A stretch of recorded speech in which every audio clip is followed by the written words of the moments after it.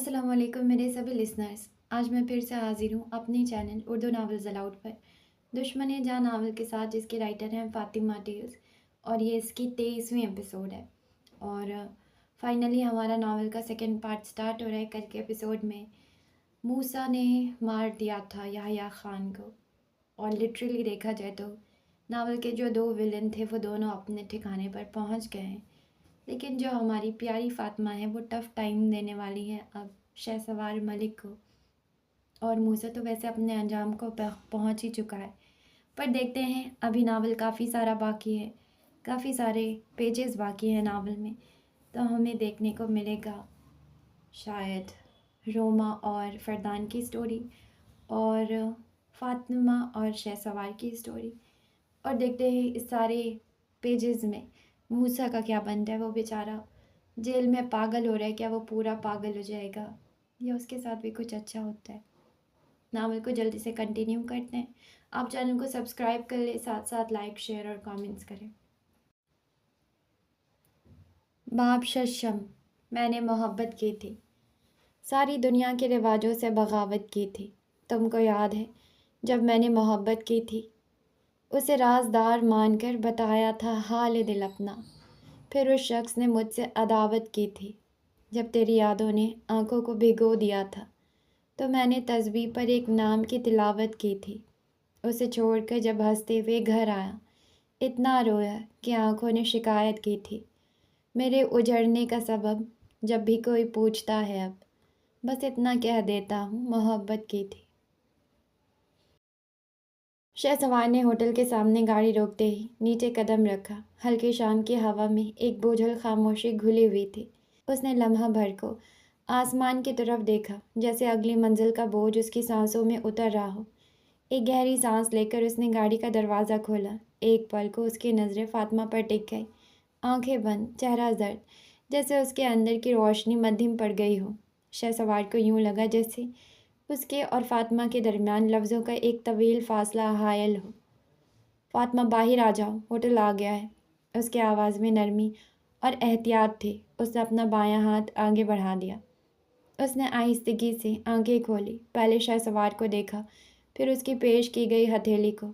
एक लम्हे के लिए दोनों की नज़रें टिक गई। सहारा ले सकती हो, शहसवार के लहजे में दरख्वास्त छिपी थी। मुझे सहारे लेने की आदत नहीं है मिस्टर शहसवार। वो उसके हाथ को नज़रअंदाज करते हुए नीचे उतरी। शहसवार ने धीरे से कहा, वो शख्स तुम्हें सहारा कैसे दे सकता है जिससे खुद तुम्हारे सहारे की ज़रूरत हो। उसकी बात सुनकर फ़ातिमा के चेहरे पर तंज़िया मुस्कुराहट आ गई। मुझे आपकी इन फिजूल बातों में कोई दिलचस्पी नहीं है। मेरा सामान कमरे में पहुंचा दें। उसने नज़रें ऊपर इमारत की तरफ मोड़ ली, मगर उसकी टांगें धीरे धीरे कांपने लगी। सर्द मेहरी का जो खोल उसने चढ़ाया था वो टूटने लगा। जमाल, सामान कमरे में पहुंचा दो, फिर वापस चले जाना। शहसवार ने उसकी बात को नज़रअंदाज करते हुए जमाल से कहा, ओके सर। जमाल ने गाड़ी से बैग उठाया और अंदर की तरफ बढ़ गया। उनका कमरा दूसरे फ्लोर पर था, छोटा मगर नफीस। दरमियान में बेड, दोनों तरफ साइड टेबल, बाएं तरफ एक सिंगल सोफ़ा और खिड़की के पार अंधेरे में डूबा शहर। सर, अगर कोई मदद चाहिए तो बता दीजिएगा, जमाल ने बैग रख कर कहा। बस कल वकील साहब से केस की बात कर लेना। शहसवार ने उसके कंधे पर हाथ रखा।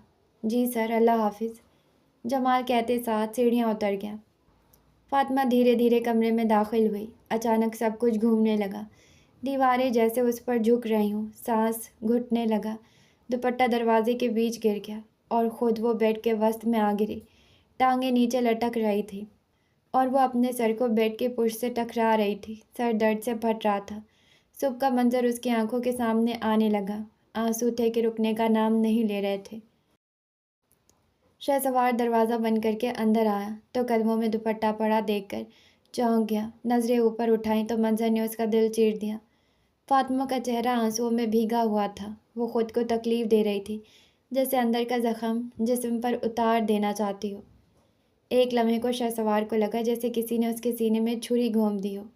उसने झुककर दुपट्टा उठाया और आहिस्ता आहिस्ता उसकी तरफ बढ़ा, दिल में एक ही ख्याल के साथ, वो खुद को तोड़ रही है। شہسوار آہستہ آہستہ بیڈ کے قریب پہنچا۔ اس کے قدموں کی آواز کارپٹ میں دب گئی، لیکن کمرے کی خاموشی میں ہر سانس واضح سنائی دے رہی تھی۔ فاطمہ، بس کرو۔ اس کا لہجہ دھیما مگر اندر ایک کرب چھپا ہوا تھا۔ فاطمہ نے سر اٹھانے کی بجائے بیڈ کے پشت سے پھر زور سے ٹکرایا، آنکھوں میں ضد، ہونٹوں پر کپکپاہٹ۔ مجھے چھوڑ دو، مجھے کسی کی ضرورت نہیں ہے۔ آنکھیں بند کیے ہوئے بولنے لگی۔ وہ اپنے اندر کی جنگ لڑتے لڑتے تھک گئی تھی۔ شہسوار نے ایک لمحہ گنوائے بغیر آگے بڑھ کر اس کے دونوں ہاتھ تھام لیے۔ اس کی انگلیوں کی گرفت مضبوط تھی۔ تم خود کو تکلیف دے رہی ہو۔ تمہیں کیا فرق پڑتا ہے؟ اس نے نم آنکھوں سے گھورتے ہوئے کہا۔ میری زندگی ہے، تم کون ہوتے ہو روکنے والے؟ دور ہو جاؤ میری نظروں سے۔ شہسوار لمحہ بھر کے لیے خاموش رہا۔ میں وہ ہوں جس کی یہ دیکھ کر سانس رکتی ہے کہ تم خود کو ختم کر رہی ہو۔ اس کے الفاظ میں ایک ایسی گہرائی تھی کہ فاطمہ کی پلکیں لرز گئی، مگر اس نے نظریں پھیر لیں۔ شہسوار نے جھک کر بیڈ پر گرے، اس کے بال پیچھے کیے اور دوپٹہ اس کے شانے پر ڈال دیا۔ اٹھو اور اپنے آپ کو سنبھالو، تم کمزور نہیں ہو۔ فاطمہ نے ہاتھ چھڑاتے ساتھ اس کو زوردار دھکا دیا۔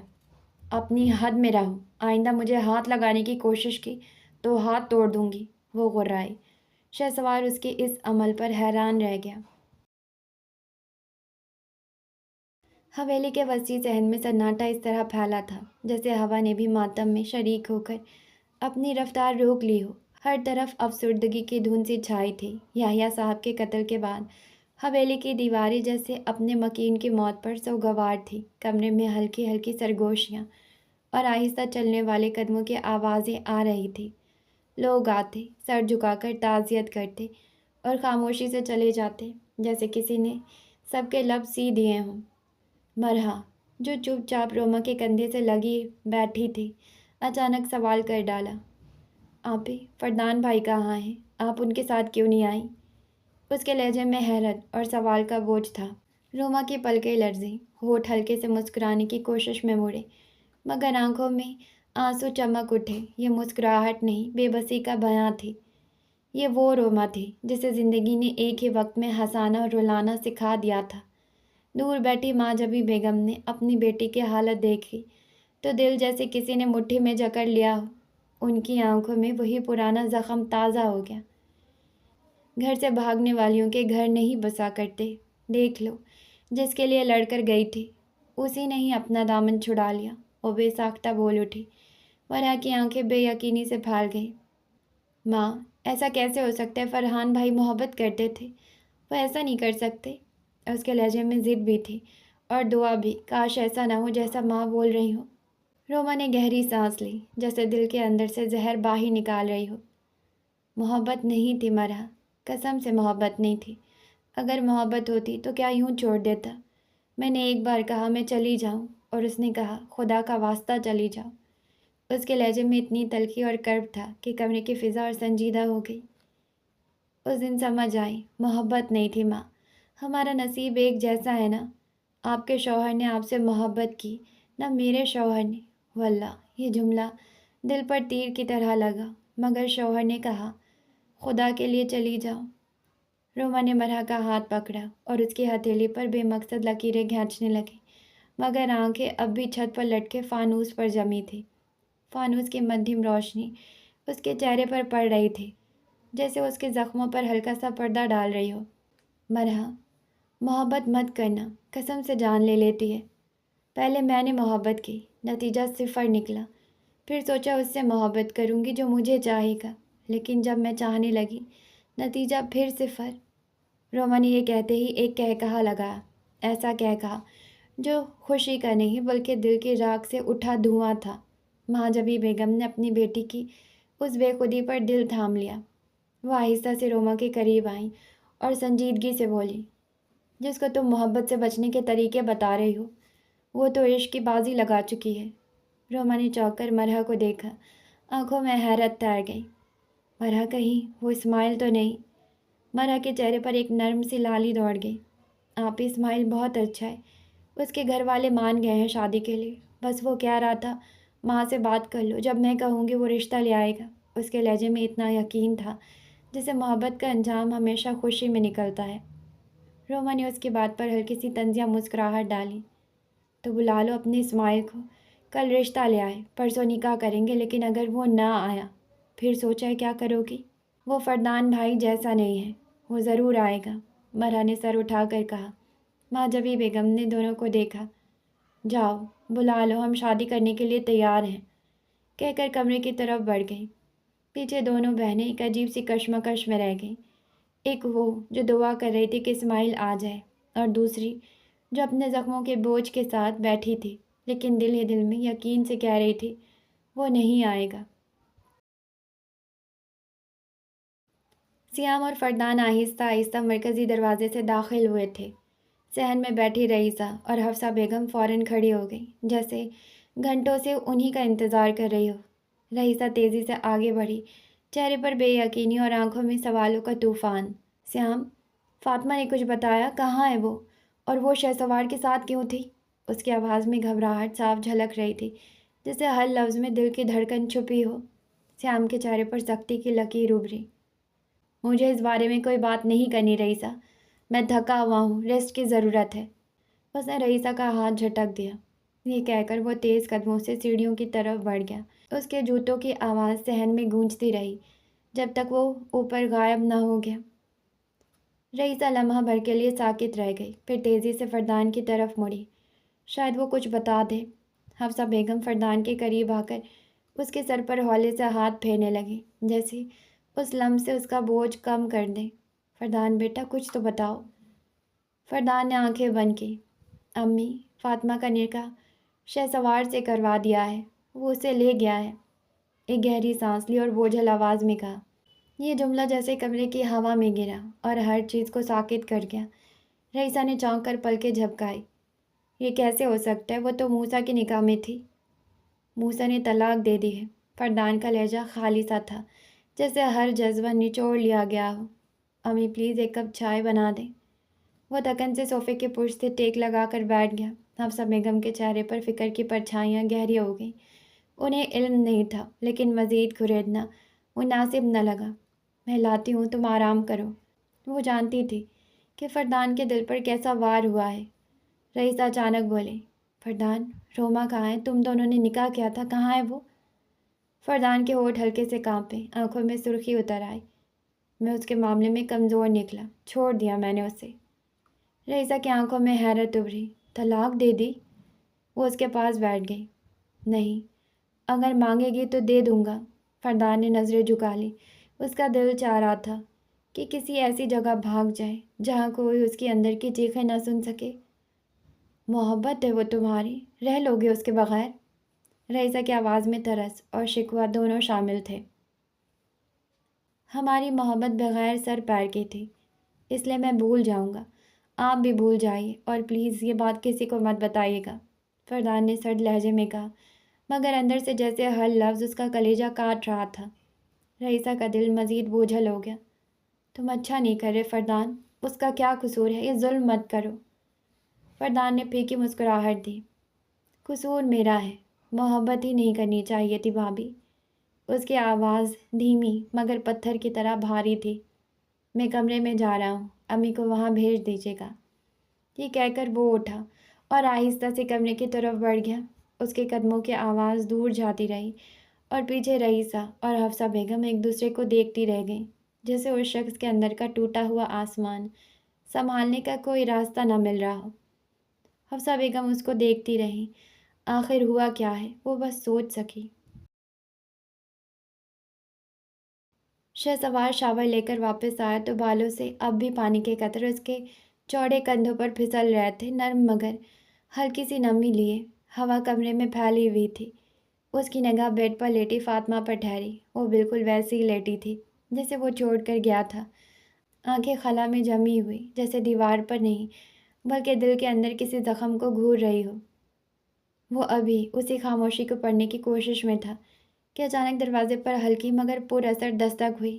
شہسوار نے دروازہ کھولا تو باہر روم سروس والا کھڑا تھا، ہاتھ میں چمچماتی دھات کی ٹرالی، جسے کھانے کی خوشبو ہلکی ہلکی لہروں میں کمرے کی ہوا میں شامل ہو رہی تھی۔ سر، آپ کا آرڈر؟ شکریہ، شہسوار نے مختصر سا کہا اور ٹرالی اندر کھینچ لایا۔ دروازہ بند ہوتے ہی وہ ٹرے کو ٹیبل پر سیٹ کرنے لگا۔ پلیٹوں اور چمچوں کی ٹک ٹک اس گہری خاموشی میں اور بھی نمایاں تھی۔ کھانا کھا لو، ٹھنڈا ہو جائے گا، اس نے فاطمہ کو مخاطب کیا، جو ابھی چھت کو یوں دیکھ رہی تھی جیسے وہاں کوئی انکہی تحریر لکھی ہو۔ زہر لا دو مجھے۔ اس کی ٹوٹی ہوئی آواز میں تھکن، بیزاری اور نفرت ایک ساتھ گوندھی ہوئی تھی۔ شہسوار کے لبوں پر ہلکی سی مسکراہٹ ابھری۔ سوری، وہ تو اویلیبل نہیں ہے ابھی، وہ نرم لہجے میں طنز کا ہلکا سا رنگ شامل کر کے بولا، جیسے زخم پر ہتھیلی رکھنے کی کوشش کی ہو۔ کھا لو کھانا، تمہیں ابھی اس کی ضرورت ہے، میں بھی کھا رہا ہوں، تم بھی آ جاؤ۔ وہ چپاتی کا پہلا نوالا توڑتے ہوئے بولا۔ جھوٹا کھانے کی عادت نہیں ہے مجھے، فاطمہ نے تلخی سے کہا۔ آنکھیں اب بھی اس کے چہرے سے پرے تھی۔ شہسوار، جو نوالا منہ تک لے جا رہا تھا، اس کا ہاتھ ہوا میں تھم گیا۔ چلو پہلے تم کھا لو، مجھے تو ویسے بھی اب تمہارا جھوٹا کھانے کی عادت ڈالنی ہے، آ جاؤ شروع کرو۔ میرا دماغ چاٹنا بند کرو شہسوار۔ فاطمہ کا لہجہ اب تیز اور آنکھوں میں خوشمگینی تھی۔ میرا سر درد سے پھٹ رہا ہے، تمہاری آواز بھی نہیں سننا چاہتی۔ بحث مت کرو، اگر ایک لفظ بھی بولا تو میں کمرے سے چلی جاؤں گی۔ شہسوار کے چہرے پر لمحے بھر کو خاموشی چھا گئی، مگر اس کی آنکھوں میں ایک ضد سے ابھری۔ وہ کچھ کہنے ہی والا تھا کہ بات بدلتے ہوئے بولا، کل کورٹ جانا ہے، تیار رہنا۔ فاطمہ تکیے سے کان ڈھانپے لیٹی تھی، مگر یہ سن کر جیسے جھٹکا لگا، وہ سیدھی اٹھ بیٹھی۔ کورٹ کیوں جانا ہے؟ موسیٰ نے خود کو پولیس کے حوالے کر دیا ہے، کل اس کی پہلی پیشی ہے، شہسوار نے پلیٹ میں بریانی نکالتے ہوئے کہا۔ تو مجھے کیوں بلایا ہے عدالت نے؟ انکل کے قتل کا اس نے اعتراف کیا ہے، سزا کا حق تمہارے پاس ہے۔ شہسوار نے یہ کہتے ہوئے اس کی آنکھوں میں جھانکا، جیسے اندر چھپے کسی فیصلے کو پڑھنا چاہتا ہو۔ تم اس کو کیا سزا دو گی؟ فاطمہ کے لب کھلے اور ایک زہریلا سا لفظ ٹپکا، موت۔ شہسوار کا کانٹا پلیٹ میں رک گیا۔ موت سے بدتر سزا دوں گی، ایسی سزا کہ وہ موت مانگے اور موت اس سے پناہ مانگے۔ فاطمہ کے ہاتھ بیڈ شیٹ کو یوں مٹھی میں جکڑے ہوئے تھے جیسے دشمن کا گلا ہو۔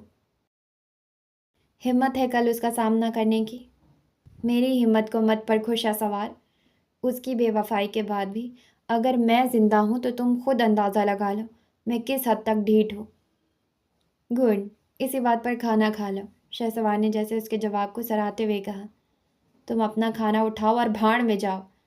وہ غصے سے واش روم میں گھس گئی اور دروازہ زور سے بند کر دیا۔ شہسوار نے پیچھے سے آواز لگائی، مطلب تم بھاڑ میں آ کر کھانا کھاؤ گی؟ کوئی بات نہیں، میں وہاں بھی آ جاؤں گا تمہارے لیے کھانا لے کر۔ مر جاؤ تم، اس نے اندر سے ہانک لگائی۔ مر ہی تو گیا ہوں تم پر۔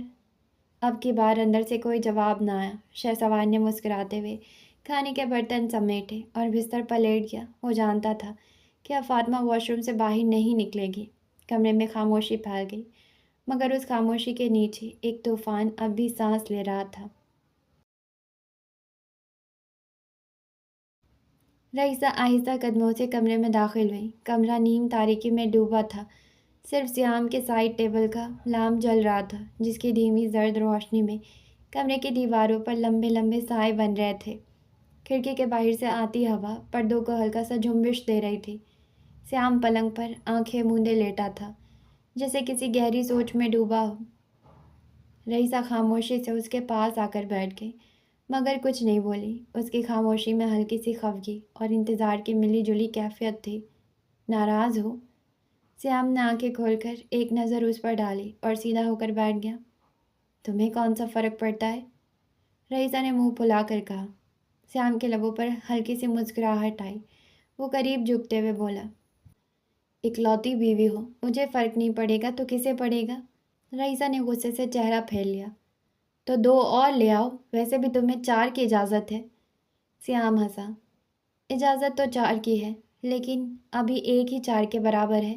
وہ جانتا تھا رئیسہ کا غصہ صرف زبان پر ہے، دل میں نہیں، اسی لیے لہجہ نرم رکھا۔ مجھ سے بات مت کرو سیام میر امروز۔ یہ پہلا موقع تھا کہ رئیسہ نے اس کا پورا نام پکارا۔ سیام نے اس کے چہرے کو اپنی طرف موڑا۔ رئیسہ، اگر تم دوسروں کی وجہ سے جھگڑا کرنا چاہتی ہو تو مجھے بتا دو۔ رئیسہ کی آنکھوں میں ایک سنجیدگی ابھری۔ میں کیوں کروں گی دوسروں کی وجہ سے جھگڑا؟ لیکن فاطمہ کے ساتھ غلط ہوا۔ اس نے سیام کا ہاتھ تھام لیا۔ سیام کے ہاتھ رئیسہ کی کمزوری تھے لمبی مخروطی انگلیاں، جنہیں دیکھتے ہی دل چاہتا کہ گرفت میں رکھا جائے۔ اس کی بھلائی اسی میں تھی، اگر یہ سب نہ ہوتا تو وہ اپنی زندگی برباد کر لیتی۔ سیام نے اس کے ہاتھوں کو مضبوطی سے تھام لیا۔ رئیسہ کے دل میں ایک چھوٹا سا کانٹا چبھا۔ اتنا جانتے ہو اسے؟ حسد کی ہلکی سی پرچھائی اس کے لہجے میں آ گئی۔ میں اسے بچپن سے جانتا ہوں، وہ بہت ضدی ہے، موسیٰ کے پیچھے اپنی زندگی ضائع کر دیتی۔ مجھے فردان سب کچھ پہلے ہی بتا چکا تھا موسیٰ کے بارے میں۔ رئیسہ جیسے عورت مرد کو سنوار سکتی ہے، ویسے ہی مرد بھی عورت کو سنبھال سکتا ہے۔ ابھی تم سب عورتوں کو لگ رہا ہے فاطمہ کے ساتھ زیادتی ہوئی، لیکن آنے والے کل میں وہ خود کہے گی یہ اس کی زندگی کا بہترین فیصلہ تھا۔ سیام نے اس کے بال آہستہ آہستہ سنوارے۔ تمہیں شہسوار پر اتنا یقین کیوں ہے جبکہ وہ ہوٹل میں اس کے ساتھ تھا؟ سیام کے چہرے پر سنجیدگی کا رنگ گہرا ہوا۔ تم عورتیں مرد کی اپنے مطلب کی سائڈ کیوں دیکھتی ہو؟ تم نے یہ دیکھا کہ فاطمہ شہسوار کی وجہ سے بدنام ہوئی، لیکن یہ کیوں نہیں دیکھا کہ وہ آخر تک اس کے ساتھ کھڑا رہا، اسے گھر لایا، اس سے نکاح کیا، موسیٰ کی طرح بیچ راستے میں چھوڑا نہیں۔ رئیسہ پلک جھپکائے بغیر اسے دیکھتی رہی، پھر آہستہ سے بولی، ہاں تم ٹھیک کہہ رہے ہو۔ چند لمحوں بعد رئیسہ نے مسکرا کر کہا، سیام ویسے تمہارے ساتھ زیادتی ہوئی نا؟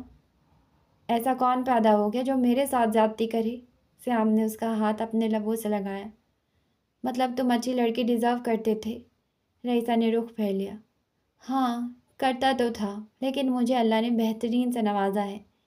سیام نے اس کا سر اپنے سینے پر رکھ لیا۔ رئیسہ نے محسوس کیا اس کی دھڑکنیں کتنی پرسکون ہیں۔ اس کے لمس میں ایک ایسی اپنائیت تھی جو لفظوں میں بیان نہیں ہو سکتی تھی۔ اب تو ناراض نہیں ہو؟ سیام نے نرمی سے پوچھا۔ تم سے ناراض نہیں ہو سکتی میں، وہ آہستہ سے بولی۔ جھوٹ مت بولو، ناراض ہو کر چلی تو گئی تھی۔ تم نے نکالا تھا۔ رئیسہ نے اس کے چہرے کی لکیریں اپنی انگلیوں سے چھوئی۔ سیام کے تیکھے نین نقش روشنی میں اور نمایاں ہو گئے۔ بس کرو، بچوں کے سامنے ایسی باتیں مت کرو۔ سیام نے اس کے گال کھینچ لیے۔ رئیسہ کا چہرہ شرم سے سرخ ہو گیا۔ بے شرم انسان۔ رئیسہ نے اس کی آنکھوں پر ہاتھ رکھ دیا۔ سیام کا قہقہا کمرے میں گونج اٹھا اور اس ہنسی نے باقی رات کی خاموشی کو مٹا دیا۔ سورج اپنی پوری آب و تاب کے ساتھ نیلا آسمان چیرتا ہوا حویلی کی بلند دیواروں پر سونے کی دھوپ بکھیر رہا تھا۔ لان میں کھلتے گلابوں پر روشنی کے ذرے جھلملا رہے تھے اور برآمدے کے کونے میں رکھا پرانا جھولا ہوا کے ہلکے جھونکوں سے آہستہ آہستہ چرچرا رہا تھا۔ حویلی کے اندر سب کچھ حسب معمول اپنی رفتار سے چل رہا تھا۔ روما خاموش قدموں سے مرحا کے کمرے میں داخل ہوئی تو وہاں خوشبو کا ایک ہلکا سا جال بنا ہوا تھا۔ مرحا آئینے کے سامنے کھڑی، ڈارک گرین کلر کا کرتا پہنے، بالوں کو مضبوطی سے ٹیل پونی میں باندھ رہی تھی۔ روشنی آئینے سے ٹکرا کر اس کے گالوں پر نرمی سے گر رہی تھی۔ تم کہیں جا رہی ہو مرحا؟ روما نے کمرے کے اندر پھیلتی ہلکی سی خوشبو کے بیچ سوال کیا۔ جی، اسماعیل سے ملنے ہاسپٹل جا رہی ہوں، مرحا نے کاجل کی سلائی اپنی آنکھ کے قریب لے جاتے ہوئے نرمی سے جواب دیا، مگر اس کے آواز میں معمولی سی تیزی چھپی ہوئی تھی۔ روما نے ڈریسنگ ٹیبل پر رکھی رسٹ واچ اٹھائی، جیسے وہ خود کو مصروف رکھنے کی کوشش کر رہی ہو۔ میں بھی میڈم غزالہ سے ملنے جا رہی ہوں، آ جاؤ ساتھ، تمہیں ڈراپ کر دوں گی۔ مرحا نے پلکیں جھپکائی، جیسے سوال اس کے ذہن پر چپ گیا ہو۔ آپ کو ان سے کیا کام؟ ایک پراپرٹی ڈیلر اور روما، یہ جوڑ مرحا کو عجیب لگا۔ روما کے ہونٹوں پر ہلکی سی سختی آ گئی۔ تمہاری شادی اسماعیل سے کرنے کے بعد میں ماں کو لے کر یہاں سے چلی جاؤں گی اور یہ محل نما حویلی، گاڑیاں سب بیچ دوں گی، میں یہاں نہیں رہنا چاہتی۔ اس کے لہجے میں ایک دبی ہوئی ہچکی اور آنسوؤں کا بوجھ تھا، جیسے ہر لفظ اس کے اندر سے زبردستی کھینچ کر نکالا جا رہا ہو۔ مرحا کی آنکھوں میں ایک لمحے کو نرم سا سایہ آیا۔ کہاں جائیں گی، سوچا ہے؟ روما نے گہری سانس لی اور گلے میں اسکارف سیٹ کرنے لگی۔ اسلام آباد سنا ہے روشنیوں کا شہر ہے، بس اب زندگی اپنے لیے گزارنی ہے۔ مرحا آگے بڑھی، اس کے پاس جا کر بیٹھ گئی جہاں روما سینڈل پہن رہی تھی۔ فردان بھائی سے ڈائیورس نہیں لیں گی؟ اس سوال پر روما کے ہونٹوں پر ایک تلخ مگر نیم مسکراہٹ اتر آئی۔ 4 ماہ نکاح میں اور 3 ہفتے حیدرآباد میں اس کے ساتھ گزارے۔ دن یادگار تھے، ورنہ دل میں ڈر تھا کہ پکڑے جائیں گے، مگر اس شخص نے ان دنوں میرا بے حد خیال رکھا۔ جب ڈر لگتا تھا کہ آج سب راز کھل جائے گا، وہ مجھے اپنی آغوش میں چھپا لیتا۔ ایسے شخص کو کیسے چھوڑ دوں؟ اس کی آنکھوں میں یادوں کی دھند اور دل میں ایک پرانا زخم ہلکا سا ہرا ہو گیا۔ مرحا نے آہستگی سے چادر اپنے کندھوں پر پھیلائی۔ چھوڑیں یہ باتیں، اگر مستقبل کی طرف بڑھنا ہے تو ماضی کو پیچھے چھوڑنا پڑے گا۔ آپ ہی نیچے آئیں، چلتے ہیں۔ اور وہ دروازے کی طرف بڑھ گئی۔ پیچھے روما کی دھیمی سانسیں کمرے میں گونجتی رہ گئیں۔ عدالت کے باہر صبح کی ہلکی روشنی پتھریلی سیڑھیوں پر سنہری لکیریں کھینچ رہی تھی۔ ہوا میں کاغذ اور فائلوں کی ہلکی سی باز گھلی ہوئی تھی۔ شہسوار فاطمہ کے ساتھ دروازے سے اندر داخل ہوا تو سامنے وکیل صاحب پہلے ہی کھڑے تھے، ہاتھ میں فائل، آنکھوں میں اطمینان۔ فاطمہ، جو رات بھر حوصلے کا خول اوڑھے بیٹھی تھی، اس پل خود کو اندر سے ٹوٹتا ہوا محسوس کر رہی تھی۔ موسیٰ کا سامنا کرنے کا خوف جیسے وہ اس کی ہڈیوں میں سرسراتا ہوا رینگنے لگا۔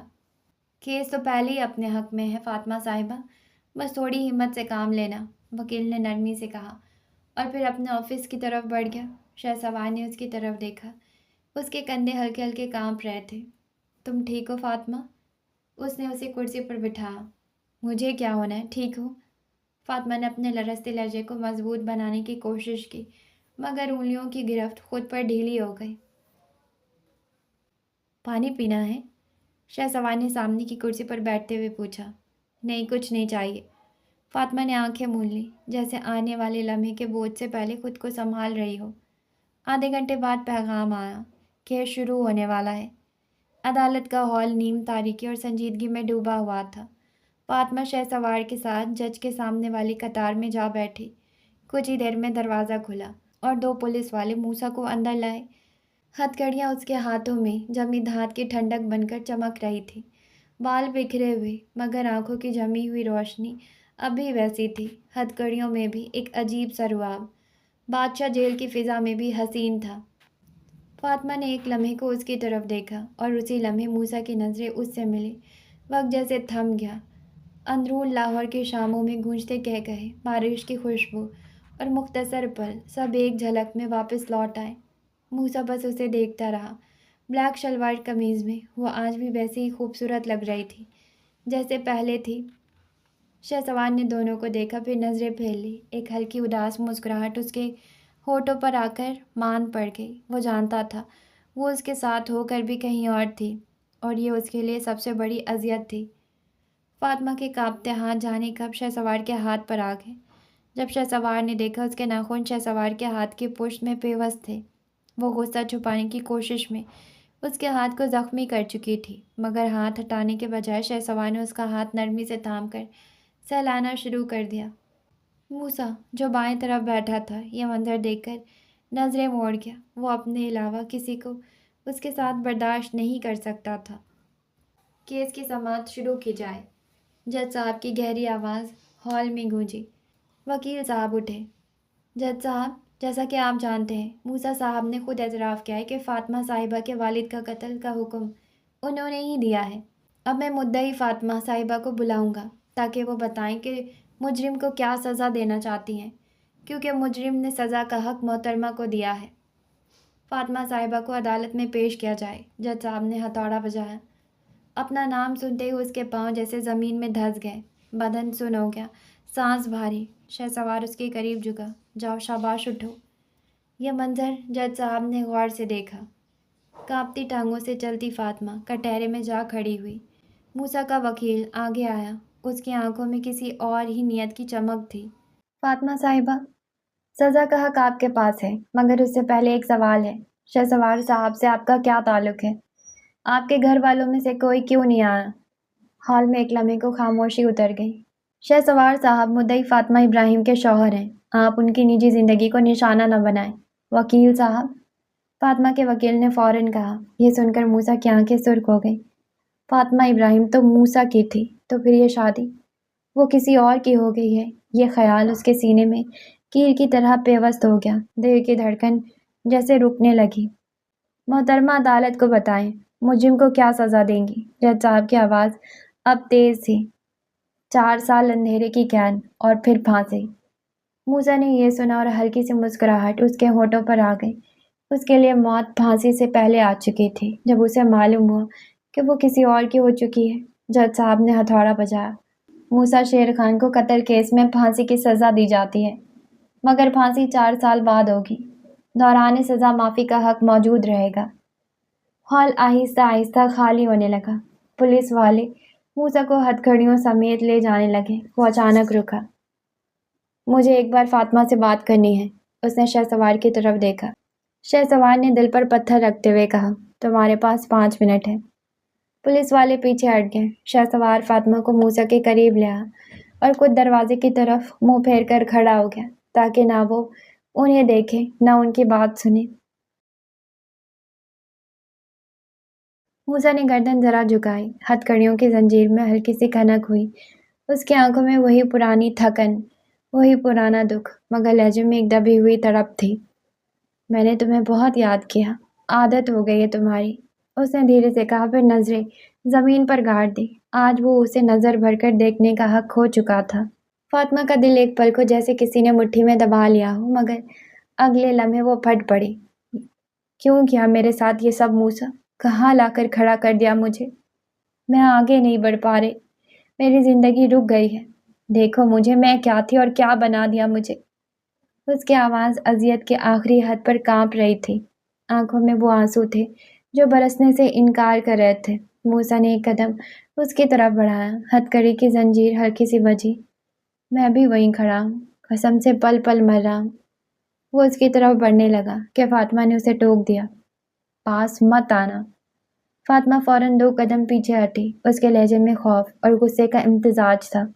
مجھ سے دور ہو کر بات کرو۔ موسیٰ رک گیا، جیسے اس ایک جملے نے اس کے قدم زمین سے جکڑ دیے ہوں۔ دونوں کے بیچ اب صرف چند قدم کا فاصلہ نہیں بلکہ برسوں کا خلا تھا۔ وہ لمحے بھر خاموش رہا، پھر بھاری سانس لے کر بولا، ایک بات بتاؤ مجھے۔ موسیٰ نے نظریں سیدھی اس کے چہرے میں گاڑ دی۔ بتاؤ۔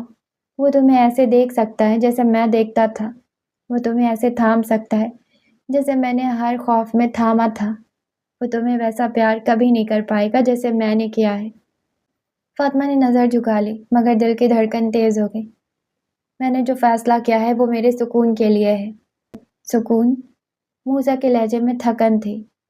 تمہیں سکون مل جائے گا، اور میں، اس نے خود ہی جواب دیا، میں ہر رات تمہیں یاد کرتے کرتے مر جاؤں گا، اور تم سوچو گی نہیں، کیونکہ تمہارے پاس کوئی اور ہوگا جو تمہارا ہاتھ تھامے گا۔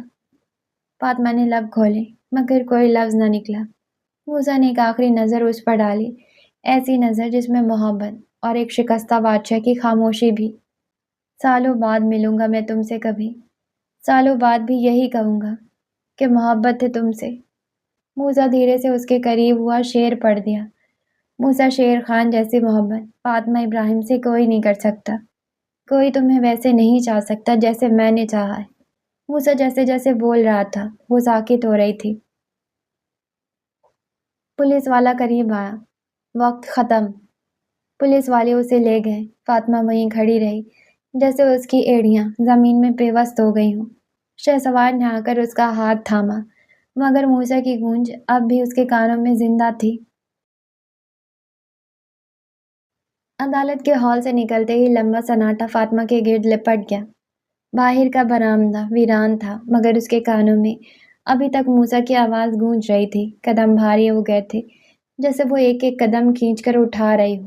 شہسوار اس کے ساتھ خاموشی سے چل رہا تھا، اس کی نظریں سیدھی، مگر دل میں طوفان تھا۔ اچانک فاطمہ رکی، پھر بغیر کچھ کہے پنجوں کے بل زمین پر گر گئی۔ اس کے گھٹنوں نے ٹائلوں کو چھو لیا اور وہ دونوں ہاتھ جوڑ کر شہسوار کے سامنے جیسے گر پڑی۔ آنکھوں سے آنسو بارش کی طرح بہنے لگے۔ شہسوار، اس کی آواز کانپ رہی تھی، اگر تم ذرا سے بھی عزت کرتے ہو میری، تو مجھے اس ملک سے دور لے جاؤ، پلیز پلیز مجھے یہاں سے لے جاؤ۔ اگر میں یہاں رہی تو اس کی یادیں مجھے مار دیں گی۔ وہ گڑ گڑاتے ہوئے بول رہی تھی، الفاظ کے بیچ ہچکیاں اٹک رہی تھی۔ میں یہاں نہیں رہ سکتی، یہ ہوا، یہ زمین، ہر چہرہ مجھے مار رہا ہے۔ شہسوار نے ایک لمحے کو اس کے کانپتے ہاتھوں کو دیکھا، جیسے سوچ رہا ہو کہ یہ عورت کتنے طوفان جھیل چکی ہے۔ اس کے لب تھوڑا کھلے مگر وہ کچھ نہ بولا، صرف ایک گہری سانس لے کر اس کے پاس جھکا اور اس کے ہاتھ تھام لیے۔ فاطمہ نے ہچکیوں کے بیچ پھر کہا، میں تم سے کچھ نہیں مانگتی، نہ محبت نہ ساتھ، بس پلیز مجھے یہاں سے لے جاؤ۔ ساری زندگی تمہاری احسان مند رہوں گی۔ ایک احسان میری ماں پر کیا ہے، ایک مجھ پر کر دو، خدا کے لیے۔ شہسوار کی آنکھوں میں ایک لمحے کے لیے نمی چمکی، مگر وہ سنبھل گیا۔ ٹھیک ہے، اس نے آہستگی سے کہا، ہم یہاں سے چلے جاتے ہیں۔ اس پل فاطمہ کے آنسو کم نہ ہوئے، مگر اس کی گرفت شہسوار کے ہاتھوں پر مضبوط ہو گئی، جیسے پہلی بار کسی وعدے نے اس کے دل کی ٹوٹی دیوار پر ہلکا سا سہارا رکھا ہو۔ مرحا ہاسپٹل کے شیشے کے دروازے سے اندر داخل ہوئی۔ دوائیوں کی ہلکی سی بو، سفید وردیوں میں نرسیں اور دور کہیں مانیٹر کی بیپ کی آواز فضا میں گونج رہی تھی۔ ریسیپشن پر جا کر اس نے نرمی سے کہا، اسماعیل بخاری کا روم نمبر۔ ریسیپشنسٹ نے فائل میں نظر دوڑائی اور کاغذ پر انگلی رکھتے ہوئے بتایا۔ مرحا ہلکے قدموں سے اس سے چل دی۔ کمرے کا دروازہ ہلکے سے دھکیلا تو سامنے اسماعیل نیم دراز بیڈ پر لیٹا تھا۔ زخموں کی ڈریسنگ ہو چکی تھی، مگر اس کے چہرے کی تھکن اب بھی باقی تھی۔ مرحا کے ہاتھوں میں پکڑا پھولوں کا گلدستہ جیسے پورے کمرے میں بہا لیا۔ اس نے گلدستہ سائڈ ٹیبل پر رکھا اور دھیرے سے پکارا، اسماعیل۔ اسماعیل نے آنکھیں کھولی اور اسے دیکھ کر پیشانی پر ہلکی سی لکیریں ابھری۔ تم یہاں کیا کر رہی ہو؟ تم سے ملنے آئی ہوں۔ اب تمہاری طبیعت کیسی ہے؟ وہ بیڈ کے قریب رکھی اسٹول پر بیٹھ گئی۔ میں ٹھیک ہوں، لیکن تمہیں یہاں نہیں آنا چاہیے تھا۔ مرحا کے چہرے کا رنگ یک دم بدل گیا۔ اگر مجھے نہیں آنا چاہیے تھا تو کسے آنا چاہیے تھا بتاؤ؟ اسماعیل نے تھکی ہوئی سانس لی۔ تم تیمارداری کرنے آئی ہو یا لڑنے؟ ایک لمحے کو اس کے ذہن میں باپ کی مار کا منظر جھلک گیا اور ہونٹ تلخی سے مڑ گئے۔ پہلے باپ نے مارا اور اب بیٹی لڑنے پہنچ گئی۔ تم مجھ سے جھگڑا کیوں کر رہے ہو؟ مرحا کا لہجہ اب الجھ کر نرم ہو گیا۔ اسماعیل نے کندھے اچکائے۔ سیریسلی مرحا، میں ہاسپٹل کے بیڈ پر بیٹھا ٹوٹا پھوٹا شخص تم سے جھگڑا کرے گا؟ اس نے اپنی بندھی پٹیوں کی طرف اشارہ کیا۔ میں خوشی کی خبر دینے آئی تھی، لیکن لگتا ہے مجھے نہیں آنا چاہیے تھا۔ اسماعیل نے اس کے آنکھوں کے کنارے پر چمکتی نمی دیکھ کر دل ہی دل میں خود کو کوسا۔ اچھا بتاؤ، کیا ہے خوشخبری؟ اس نے آہستہ سے اس کا ہاتھ تھام لیا۔ ماں شادی کے لیے مان گئی ہے۔ چند لمحوں کے لیے کمرے میں خاموشی چھا گئی۔ اسماعیل نے اس کا ہاتھ آہستہ سے چھوڑ دیا۔ مرحا کا دل دھڑک اٹھا۔ کیا تم مجھ سے نکاح نہیں کرو گے؟ اس نے جھنجھلا کر اس کا کندھا پکڑ کر ہلایا۔ اسماعیل، میں کچھ پوچھ رہی ہوں تم سے، جواب دو میری بات کا۔ مرحا اس کی خاموشی پر چیخ اٹھی۔ کیا اس کا حال بھی روما جیسا ہوگا؟ وہ سوچ کر رہ گئی۔ خدا کے لیے کچھ تو بول دو اسماعیل، تم خاموش نہیں رہ سکتے ایسے۔ مرحا کو اس کی خود غرضی پر رونا آنے لگا۔ مرحا، میں تم سے نکاح نہیں کر سکتا۔ اس ایک جملے نے جیسے مرحا کے کانوں میں گونج مچا دی۔ قدموں تلے زمین سے رک گئی۔ کیوں؟ اس کے ہونٹ کانپے۔ اسماعیل کے ہونٹوں پر ایک ہلکی سی مسکراہٹ آئی۔ کیونکہ میں تم سے ڈائریکٹ شادی کروں گا، نکاح منگنی نہیں۔ میں 30 کا ہونے والا ہوں، مجھے بیوی چاہیے، منکوحہ نہیں۔ مرحا کی آنکھوں میں حیرت اور غصے کا امتزاج اتر آیا۔ اگلے ہی پل اس نے ایک زوردار تھپڑ اس کے سینے پر جڑ دیا، وہیں جہاں پٹی بندھی تھی۔ اسماعیل درد سے کرہا کر بیڈ پر الٹا ہو گیا۔ بھاڑ میں جاؤ تم اور تمہاری شادی، تم لائق ہی نہیں ہو کسی چیز کے۔ وہ گلدستہ اٹھا کر سیدھا ڈسٹ بن میں پھینک چکی تھی۔ مرحا یار، مذاق تھا۔ سنو، اچھا پاس تو آؤ، اسماعیل نے معصومیت سے آواز دی۔ مجھے نہیں آنا تمہارے پاس۔ مرحا نے فائل اس کے چہرے پر مار دی۔ اسماعیل نے زخموں کی پرواہ کیے بغیر اسے بازو سے پکڑ کر بیڈ پر بٹھا لیا۔ اچھا سوری نا یار، سیریس کیوں ہو رہی ہو؟ تمہیں پتہ ہے تم نے کتنا برا مذاق کیا ہے؟ میں کبھی معاف نہیں کروں گی۔ مرحا ہچکیوں کے بیچ بولی۔ یار مرحا، کیوں رو رہی ہو؟ سوری نا، اس نے کان پکڑ لیے۔ پھر بھی معاف نہیں کروں گی۔ مرحا نے چہرہ دوسری طرف موڑ لیا تاکہ اندر چھپی مسکراہٹ ظاہر نہ ہو۔ کوئی بات نہیں، شادی کے بعد معافی مانگ لوں گا۔ شادی کے بعد بھی نہیں کروں گی۔ مرحا نے آنسو صاف کیے۔ سوچ لو، ایک نرس ہے یہاں بہت پیاری، اسماعیل نے شرارت سے کہا۔ تو اسی سے شادی کر لو، وہ فوراً بھڑک گئی۔ وہ کیا ہے نا، دل کو ایک ہی لڑکی اچھی لگی ہے، وہ بھی ٹھا کر کے۔ اسماعیل نے اس کے سر پر چادر درست کی اور اس لمس میں تحفظ کی ایک نرم لہر تھی۔ اس لڑکی کا نام؟ مرحا نے آنکھیں مٹکائی۔ نکچڑی اور چڑیل اور دانت پیس کر کہا فیوچر بیوی۔ وہ کان کے قریب آ کر بولا۔ مرحا کے گال تپ گئے۔ وہ تیزی سے بیگ اٹھا کر نکلنے لگے مگر اسماعیل نے ہاتھ تھام لیا۔ ایک چیز کے لیے معاف نہیں کروں گا تمہیں۔ کیا؟ میرا گلدستہ کیوں پھینکا؟ وہ روٹھے لہجے میں بولا۔ شادی کے بعد اور لے دوں گی، بائے۔ مرحا ہنس کر بھاگ گئی اور اسماعیل ہنستا رہ گیا۔ فاطمہ موسیٰ سے ملنے شہسوار کے ساتھ آئی تھی۔ فاطمہ کو اس کے شوہر کے ساتھ کھڑے دیکھ کر موسیٰ کو آج سمجھ آیا محبوب کے ساتھ رقیب کیوں نہیں دیکھے جاتے۔ سنو، تم کہیں جا رہے ہو؟ موسیٰ گھٹنوں میں سر دیے چپ چاپ بیٹھا تھا کہ پاس بیٹھا فرقان آہستگی سے بولا۔ فرقان کو جیل میں 3 سال گزر گئے تھے لیکن ابھی تک کوئی اس کی بیل نہ کروا سکا۔ ہاں جا رہا ہوں، موسیٰ نے بس ایک نظر اٹھا کر دیکھا پھر چہرہ پھیر کر مختصر جواب دیا۔ کہاں جا رہے ہو؟ فرقان نے ذرا سا جھک کر پوچھا۔ اندھیرے والی جیل میں۔ موسیٰ کی آواز بھاری ہو گئی۔ یہ سن کر فرقان کے ماتھے پر بل پڑ گئے۔ تم اندھیرے میں رہو گے؟ ہاں، موسیٰ کے ایک لفظ نے خاموشی اور بوجھ ڈال دیا۔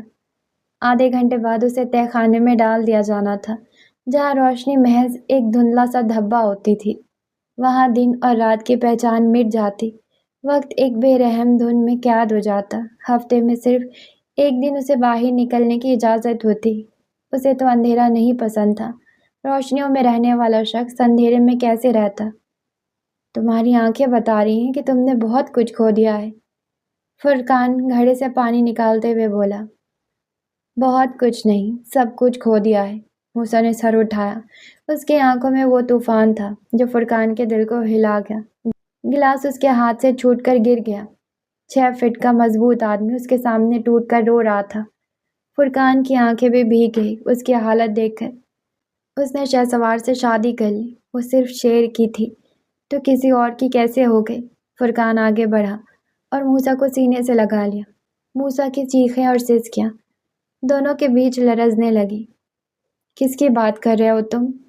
فرقان نے اس کی کمر سہلاتے ہوئے پوچھا۔ میرے سے مت پوچھو، میں اسے یاد نہیں کرنا چاہتا۔ وہ میرے دوست کی بیوی ہے، تم دعا کرو میں اسے بھول جاؤں، لیکن میں تو اسے بھولنا نہیں چاہتا۔